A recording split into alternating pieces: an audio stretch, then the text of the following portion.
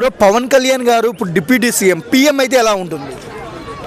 పవన్ కళ్యాణ్ గారు ప్రజెంట్ ఇప్పుడు deputy CM. ఆయన కానీ పీఎం అయితే ఖచ్చితంగా దేశం బాగుపడుతుంది.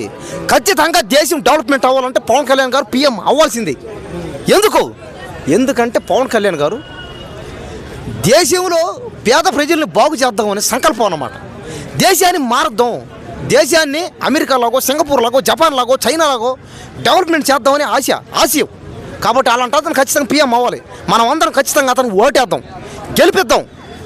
సినిమాలు ఏముందన్న అతను ఈరోజు రేపని చేస్తాడు, వస్తాయి సినిమాలు కూడా చేస్తాడు. కానీ ప్రజెంట్ అతను దేశం కోసం, దేశంలో ప్రజలందరూ బాగుపడాలని ఒక సంకల్పంతో, ఒక ధ్యేయంతో, ఒక ఇంకా ఏదన్నా అనుకో, ఇంకా అంటే సనాతన ధర్మం అని. మోడీ గారు ఎంతమంది సీఎంలు ఉన్నా కానీ డిప్యూటీ సీఎంతోనే చాలా చనువుగా ఉంటాడు. అవునవును. సో ఎలా అనిపించింది మీకు?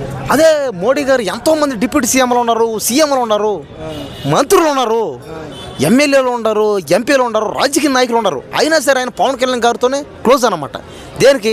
పవన్ కళ్యాణ్ గారు నిరంతరం పేద ప్రజల కోసం పనిచేసే మనిషి అన్నమాట. అందుకని ఆయన అతనితో క్లోజ్గా ఉంటాడు. చేయబోయా నువ్వు కూడా చెయ్యి.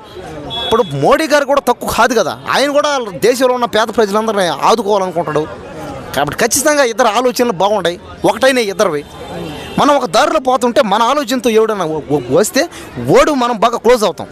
కాబట్టి ఏంటంటే ఇదంతా పేద ప్రజల్ని ఎప్పుడైనా సరే దేశాన్ని బాగు చేద్దామనే దీక్షతో పోతున్నారు. కాబట్టి ఖచ్చితంగా పవన్ కళ్యాణ్ గారికి ఆల్ ద బెస్ట్. ఎందుకంటే ఆయన ఖచ్చితంగా పీఎం అవ్వాలైనా.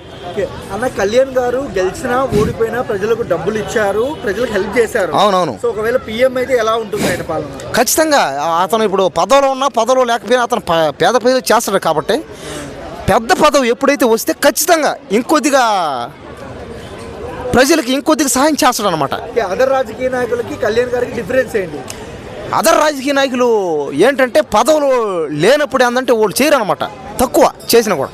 ఇతను ఏంటంటే పదవిలో ఉన్నా లేకపోయినా సరే అతను ఉన్నది 10 మందికి సాయం చేస్తాడు. కాబట్టి ఖచ్చితంగా పవన్ కళ్యాణ్ గారు పీఎం అవ్వాల్సిందే.